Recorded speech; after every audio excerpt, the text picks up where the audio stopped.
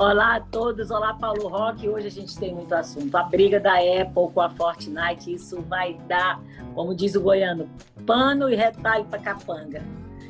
O presidente Bolsonaro sanciona a medida provisória 934. Isso é aquela que tem a ver com os dias letivos do calendário escolar. O TSE rejeita a proposta de punir candidatos por abuso de poder religioso. E vamos falar de Covid. O Distrito Federal está crescente. Isso é muito, muito triste. E junto com isso, a comoção está tomando conta de muita gente. Ou seja, esse gatilho está fazendo mal para a cabeça. E a gente tem que se cuidar. Então, Paulo, começando por essa briga que vai longe da Epic Games com a Apple, quando se pensava que era só uma briga sobre a distribuição, o impedimento da distribuição de jogos entre os usuários, ou de jogo entre os usuários, a coisa vai bem mais longe, né? Eu queria saber o quão longe e onde que o consumidor pode ser prejudicado nisso. Mônica, quem perde nessa briga é sempre o consumidor. É esse hoje o mais prejudicado.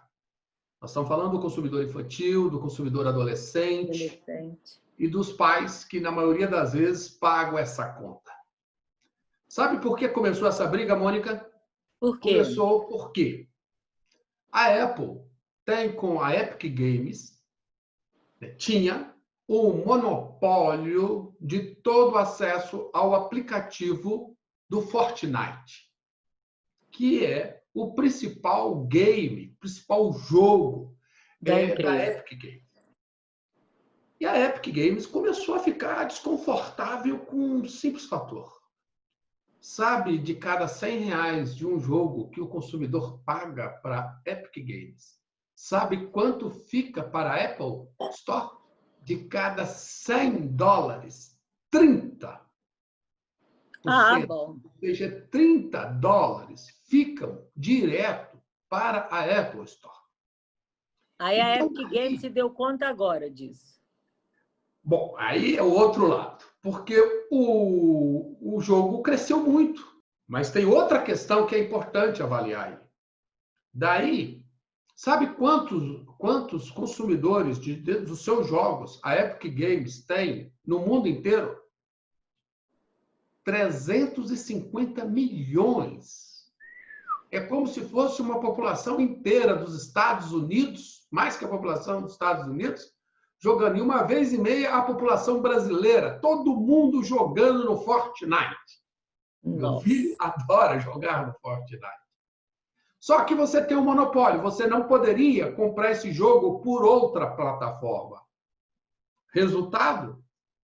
A Epic Games resolveu fazer diretamente, dando a oportunidade ao consumidor de comprar diretamente os jogos do Fortnite, diretamente da Epic Games, sua proprietária. Uhum. A Apple não gostou, disse que isso envolvia uma quebra de contratos, como você disse, isso estava no contrato, e bloqueou, simplesmente bloqueou o acesso a novos jogos através do aplicativo da Apple Store. Resultado? Está essa briga hoje e você chega a ver no mercado pessoas que têm o Fortnite baixado no seu smartphone, vendendo esses smartphones no mercado a preços literalmente de ouro. Chega a se falar aí a 10, 15, 20 mil reais o smartphone que já tem baixado o Fortnite. Resultado. Onde é que tem aí, onde é que o consumidor pode entrar nessa briga? Qual que é o caminho jurídico dele? Nos Estados Unidos já tem essa discussão, Mônica. Está na Suprema Corte Americana. Os consumidores foram à justiça dizendo que esse monopólio da Apple Store, da própria Apple, é um monopólio que faz mal a todos os consumidores. que não têm alternativa e estão pagando muito caro por produtos que só podem acessar produtos digitais através da Apple Store. Para você ter a ideia, só de serviços digitais, a Apple Store tem o segundo faturamento depois da venda de iPhones. A Apple tem o segundo faturamento depois da venda de iPhone. Cerca de 60 bilhões de dólares ano. É muita coisa. E a Suprema Corte está para decidir isso e a Apple já perdeu a primeira batalha. Sabe por que ela perdeu a primeira batalha? Ela disse que isso não tinha interesse para os consumidores, que isso era só questão dos aplicativos, como da Epic Games e outros aplicativos que são negociados através da Apple Store. A Suprema Corte, no primeiro momento, disse não. Os consumidores têm sim interesse. E aqui no Brasil, isso está disciplinado, inclusive, no Código de Defesa do Consumidor. Isso significa... Bom, isso significa não. A agravante é que o Facebook aderiu à Epic Games. E qual vai ser o grande prejuízo do iPhone propriamente dito? Veja, por hora nenhum, porque eles bloquearam. Você vê que no mercado paralelo cresceu, inclusive, a venda desses aparelhos que têm o Fortnite baixado, mas a médio prazo podem perder. Mas, Paulo Roque, não estava no contrato? Está no contrato. Só que você tem uma regra de ouro em todo o mercado. É a livre concorrência. Você mas tem me parece assim... liberdade de escolha. Guardada... Quando a liberdade de escolha é frustrada por algum motivo, você tem a autoridade da concorrência. Nos Estados Unidos, você tem a autoridade da concorrência, e aqui no Brasil nós temos também que é o CAD. O que a autoridade da concorrência avalia? Se a empresa, já que todo mundo, hoje, boa parte dos aplicativos, para terem sucesso, precisam de recorrer a uma plataforma como a Apple Store, e você não tem muitas outras no mercado, se ela não está exercendo esse poder dominante no mercado de uma forma abusiva. Eu compreendo. Eu só as acho... autoridades da concorrência vão ter que dizer. Eu acho assim, sim briga de mercado, briga de cachorro grande, que tem uma visão. Se eu estou ganhando 1 bilhão, eu posso ganhar 8 bilhões. Claro que a diferença é brutal, mas que... Bem, medida provisória 934. O presidente Bolsonaro desobriga as escolas, né? As escolas de educação básica e universidades do cumprimento da quantidade mínima de anos letivos, de dias letivos. Não sei, eu penso que os pais vão ficar bem preocupados com a questão do conteúdo. Os filhos sairão, embora haja toda uma justificativa de que não haverá prejuízo de conteúdo. As universidades de saúde, por exemplo, poderão formar seus alunos com 75% de seus estágios, com os seus estágios, residência e etc. 75% são 25% a menos do que o total que deviam fazer. Não sei o quanto as instituições de classe vão achar que eles estão absolutamente preparados para o mercado, aceitar que são médicos totalmente. Não sei, porque os médicos têm muito critério em suas formações. Acho que, como pai, eu acharia que é melhor do que arriscar, né? Mas sem o prejuízo do conteúdo, especialmente. O que tem mais por trás disso? Qual é a controvérsia? Qual é a discussão? O que diz o meio docente? O que dizem os pais? E qual é o contraponto dessa sanção do presidente? Olha, Mônica, infelizmente não é só no Brasil, mas no mundo inteiro, esse ano letivo ele vai ter e sofrer com uma perda de qualidade, infelizmente. Em tudo, né? Então, é muito importante dizer o que essa lei possibilita. Primeiro, para o ensino infantil, a educação da primeira infância. Ele dispensa o cumprimento não só dos dias letivos, como da carga horária. Bom, perfeito. Agora, para o ensino fundamental, dispensa a obrigatoriedade dos 200 dias letivos. Isso. Agora, não dispensa o cumprimento da carga horária. Então, a carga horária que uma disciplina tem que ter pode, inclusive, emendar dia inteiro de aula, mas não estarei mais, a escola não estará mais obrigado no ensino fundamental, no ensino médio e nas próprias universidades, não estará mais obrigado a cumprir os dias letivos estabelecidos por lei, que no ensino fundamental e médio são de 200 dias letivos. Pois bem, para as faculdades da área de saúde, medicina, enfermagem, o que a lei ela permite? Ela permite que, se o aluno de medicina, por exemplo, tiver concluído 75% do internato, que quando ele está se formando, antes de se formar, ele vai para o internato, onde ele já fica interno no hospital, atendendo como se médico fosse, se preparando para exercer a profissão, clinicando, etc. Então, nessa circunstância, está dizendo, se ele cumpriu ali 75% já da carga horária, ele tem 200 horas para cumprir. Ele cumpriu 150, então ele já pode colar grau antecipado, ele já pode receber o diploma e passar a exercer a profissão da medicina. Olha, Mônica, é a medida da excepcionalidade. Eu estou nessa questão do ensino fundamental, do ensino médio, eu vejo que é uma medida similar à que tem sido adotada em outros países. A questão básica é que nós não tínhamos hoje, né, e talvez para frente nós vamos ter muito esse know-how do ensino à distância. Como manter qualidade com o ensino à distância, ensino infantil, etc. Mas a gente nem não está na contramão do que tem dito aí, que tem sido feito no mundo. A gente nem tem a cultura e muito menos o know-how tecnológico e muito menos o acesso à tecnologia. Certo, é verdade. São milhares e milhares de crianças que não têm. Nós não temos rede liberada na maioria do nosso espaço geográfico. Posso resumir bem o que essa lei fez? É a lei do puxadinho do ano letivo. Para tentar Por falar em puxadinho, eu tenho um puxadinho aqui para falar para você, que eu não estou entendendo. Até onde eu sabia, havia abuso de poder financeiro havia abuso de poder econômico na política. Você teve favorecimento, era condenado. Agora, o abuso do poder religioso não existe. Quer dizer, abusos distintos, foi isso que o TSE rejeitou, que não existe abuso de poder religioso? Não foi propriamente isso.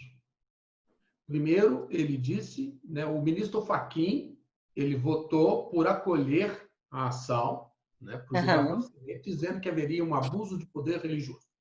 Para explicar bem o caso, esse caso nasce aqui na cidade vizinha de Lusiânia, onde uma candidata vereadora, nas últimas eleições municipais, ou seja, lá em 2016, melhor dizendo, ela, como pastora, foi, entre aspas, acusada de usar o seu poder religioso para se eleger, como dentro da sua igreja.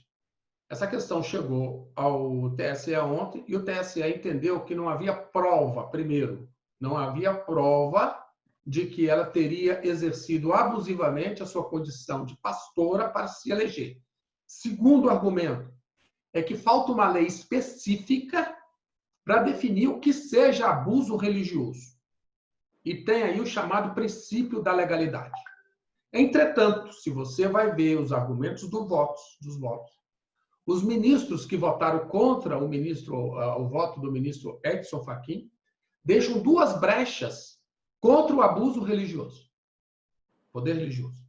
Ele diz o seguinte: primeiro, não pode, se ficar demonstrado que durante os cultos é feito propaganda de determinado candidato, aí sim, aí você pode ter uma violação da lei já existente. Você não pode fazer propaganda nos cultos. Segunda situação. Hein? É daqui para frente, porque nós vimos na eleição passada... Isso já está na lei. Isso já Na valeu. eleição passada, nós vimos vídeos de pastores pedindo para repetir o nome de candidatos. Veja, isso a lei proíbe.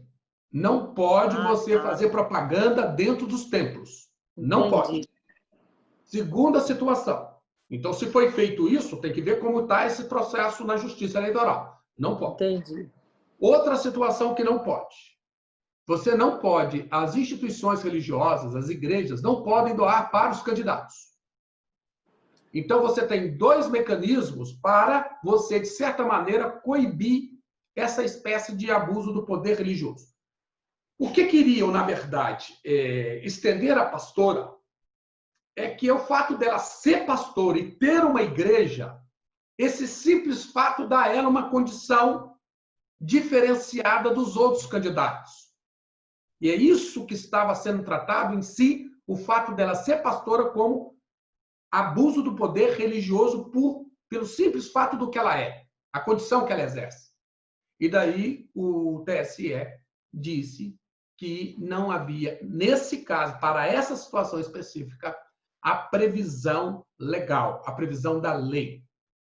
O que existe hoje é que não pode usar essa condição dentro da igreja para pedir voto dentro da igreja. Nós vamos acabar tendo alguma lei do Congresso nesse sentido de definir melhor essa figura do abuso do poder religioso. Esperamos. E a gente está... Sim. Mônica, eu sou religioso, você sabe disso. Você também tem sua fé. Eu só não gosto de misturar as coisas. Tem um ditado popular muito claro que política é religião, que religião é futebol, não é? Você tem que ter suas reservas na hora da discussão. E quando você leva uma questão que é de ordem espiritual para dentro da política, isso nem começa bem, nem termina bem. Nós temos visto exemplos mundo afora de que o Estado laico, na verdade, é a maior proteção de uma sociedade, seja de religiosos ou não religiosos. O Estado laico, ou seja, o Estado separado das questões religiosas, sem influência das questões religiosas no seu corpo estatal, dentro dos seus órgãos, é o que, na verdade, mais protege toda a sociedade, seja ela composta 100% de religiosos ou não. Eu acho que você falou tudo. E eu acho que a gente também tem que falar aqui no nosso quadrado de uma preocupação muito grande. Nossa situação com relação à Covid aumentou e piorou drasticamente. Nós vínhamos praticamente estáveis para começar a cair quando tivemos uma subida abrupta, 66 mortes na segunda, 55 na terça. Eu todos os dias converso com alguns médicos que fazem parte desses grupos, porque tenho essas ligações. E a coisa, Paulo, além de piorar numericamente, nós temos hoje uma quantidade enorme de idosos entubados, e isso significa que a chance de mortalidade é muito grande. Idosos que eu digo acima de 70, 80, já são bem mais frágeis. É preciso que haja uma unificação no atendimento de toda a rede, e nisso, pelo que eu soube, o governador está bastante empenhado.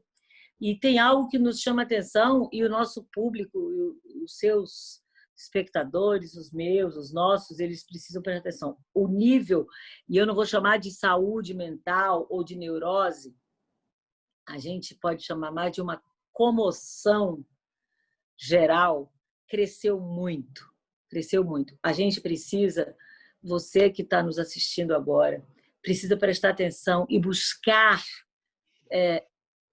situações, buscar mecanismo para acalmar sua cabeça. Nós estamos chegando num nível de estresse desesperador. Quando você... Vou fazer uma pergunta antes para você. Você que está acompanhando isso justamente muito próximo à questão aos médicos, né? Você tem todo um trabalho que você faz em relação aos médicos, conhece bem esses argumentos da área da saúde. Eu tenho minha opinião, mas eu queria saber a sua. Por que o DF aumentou tanto o número de casos? Bom, duas questões são bem claras. A primeira é que idosos saíram de casa. cansaram de ficar em casa tão reservadamente como estavam no começo. A segunda, claramente, os bares estão muito cheios. Os bares estão como se estivéssemos no verão carioca, Rio 40 graus. Eu vi uma foto outro dia de uns rapazes numa mesa de bar dando o dedo, né? Dizendo aqui para o Covid, ó. Todo mundo com cerveja e tal. Esse daqui para o Covid, eu estou cansado. Mas aqui para o Covid, ó, vem Covid. Então, por mais que estejamos no estresse, por mais que estejamos enlouquecidos, o marido de uma amiga minha enlouqueceu. Enlouqueceu não, ele teve um surto e começou a dizer que ele teve Covid e que ele tinha que escrever um livro que Deus estava mandando, e se ajoelhou e começou a escrever. Isso é um gatilho que arrebenta. Como várias pessoas estão deprimidas, esperando o fim. Alguns produtos estão vendendo muito, e eu já perguntei para alguns vendedores, alguns diretores dessa área, o que é? As pessoas estão dizendo, eu não vou deixar meu dinheiro guardado se eu estou prestes a morrer. A sensação da finitude dá essa desequilibrada. Então, nós temos muita atenção nisso, e eu acho que precisamos de uns gatilhos, de uns antigatilhos, para que nós estejamos, Paulo, um pouco mais prevenidos. Porque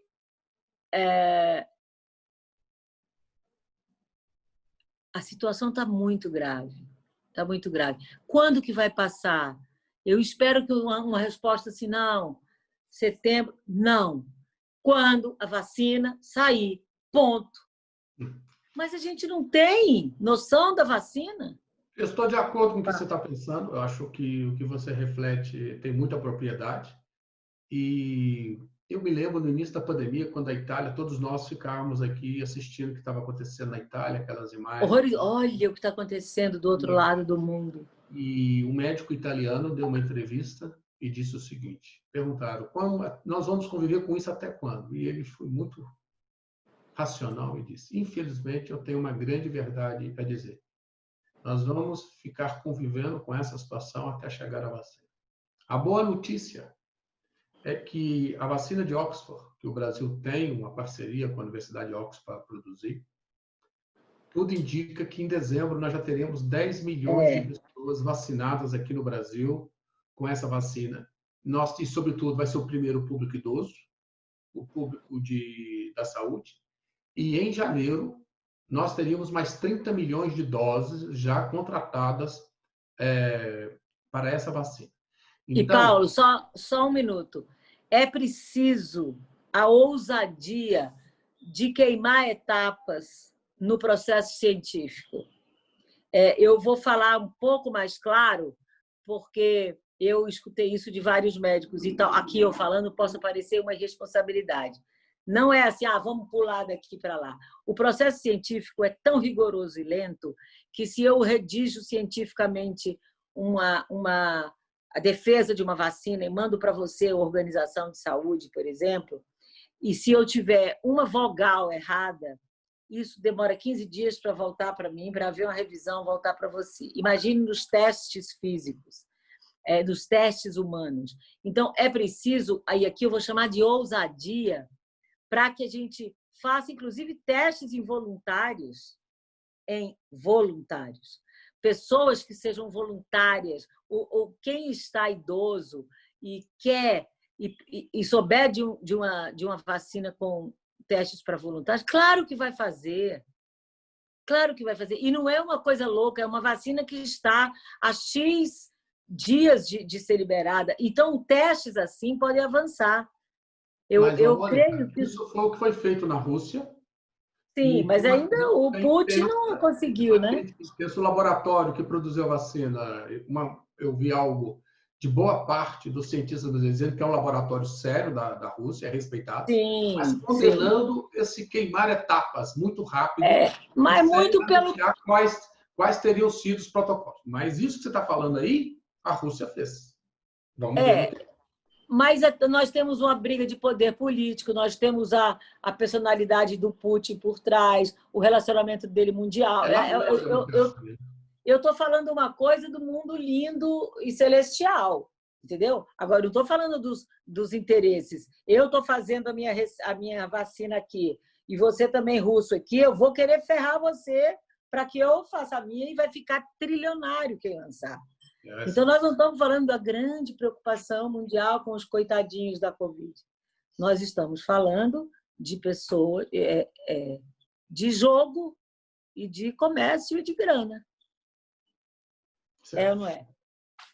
E essa pesquisa de Oxford, Paulo, ela também diz que a chance de quem teve Covid desenvolver essas tais doenças mentais é altíssima. Então, só fortalece e corrobora aquilo que a gente está dizendo. Mas eu tenho uma pergunta para te fazer. Caroço de abacate pode ajudar na imunidade? Quero deixar bem claro aqui que são experiências caseiras minhas. Ô, Mônica, você sabe que o abacate é muito recomendado para queimar, para você produzir o bom colesterol, né? E queimar o mau colesterol. E reduzir o mau colesterol. E só que eu tive lendo e parece, né, que só do caroço de abacate ele tem 70% de todas as propriedades do abacate. Então, ele ajuda na redução da pressão, dos níveis da pressão sanguínea. Ele ajuda como anti-inflamatório, para o intestino, fibras. Então, resultado. Eu estou fazendo essa experiência aqui. O que se faz? Então, eu vou passar a receita do abacate. Receita do abacate, caneta na mão, pretinha. Olha, primeiro, Mônica, você pega o abacate, depois colhe a polpa do abacate, faz sua vitamina, etc. Depois, coloca o abacate para secar no sol, o caroço de abacate para secar no sol. Dali, você pega esse caroço de abacate, coloca no forno a 120 graus por 2 horas. Depois disso, você corta o abacate em tiras, o caroço em tiras, e coloca no liquidificador. Tritura ele. No liquidificador, você vai ter ali uma bela farofa de caroço de abacate. E você pode comer isso com o quê? No iogurte. Eu tomo no iogurte cedo. Iogurte natural que eu faço também aqui em casa. Salada. Na salada, não é? Na salada ele não é assim, porque ele amarga um pouco. Ele amarga um pouco. Então, o seguinte, dizem que mal, se não fizer bem, mal não faz. E que tá todo mundo... A partir de hoje, como dizia meu pai, tem coisa que cura até pobreza e feiura. Então, eu vou comer caroço de abacate triturado na sopa, na coalhada, onde for. Você me apertou. Eu estava achando que você ia falar disso não, Mônica. Você me deixou de calça curta aqui. É porque eu soube que você está com essa receita. Eu acho que as receitas caseiras são muito importantes. E por isso então, eu acho que a gente tem... próxima eu vou dar a minha receita do iogurte caseiro. E essa eu tenho vontade de saber. Você também, né? Tem 2 aqui querendo, tá? Paulo, obrigada, viu? Até a próxima.